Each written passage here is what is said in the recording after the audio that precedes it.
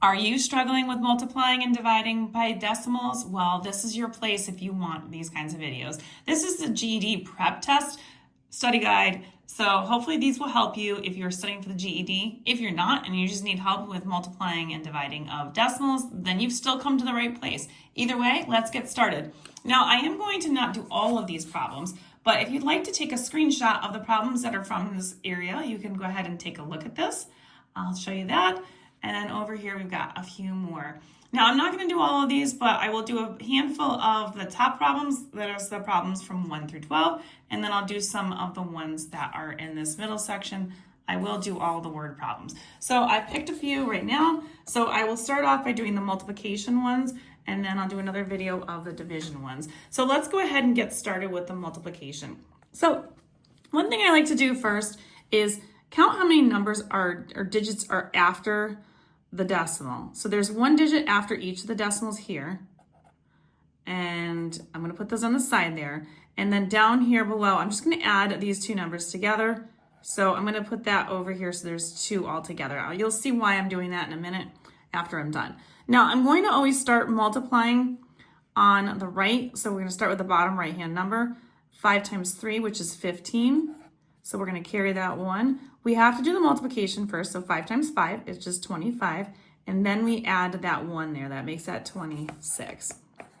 Now we're going to do the second number. So we're going to add a 0. Anytime you're on that second number, you're going to add a 0.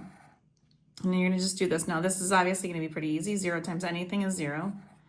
0 times this. Okay, so now we're just going to add this. So this is 265. Now we're going to go back to this little 2 here. So there's no decimal in this number right now. So we're going to put the decimal at the very end. So we're going to put a dot like right here.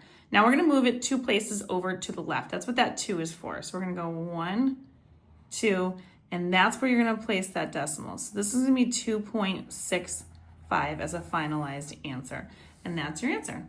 Now we'll go ahead and do the same thing with this next one. We have 64 times 0.2. So there is no decimal here, so we have nothing. Here we just have one number right here. So we're going to only move that decimal 1 place in a little bit. So we're going to start doing the same thing. 2 times 4 is going to be 8. 2 times 6 is going to be 12.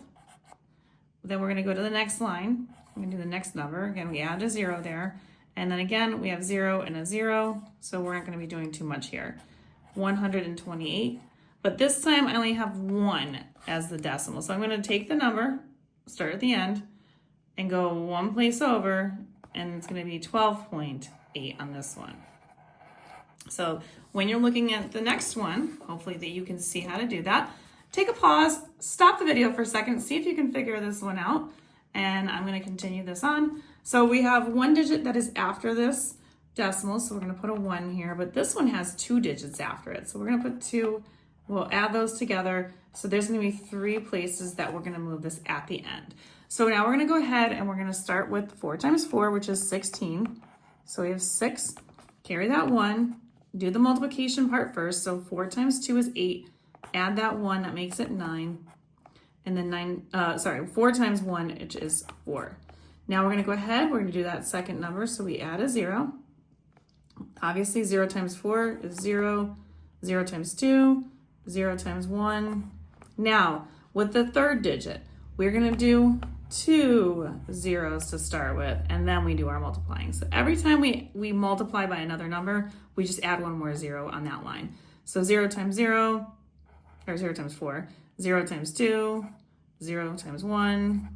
All right, so then that obviously wasn't going to make much of a difference, but we've got 6, 9, and 4, and then we have 3 here. So what we're going to do, start at the end of the number, 1, 2, 3.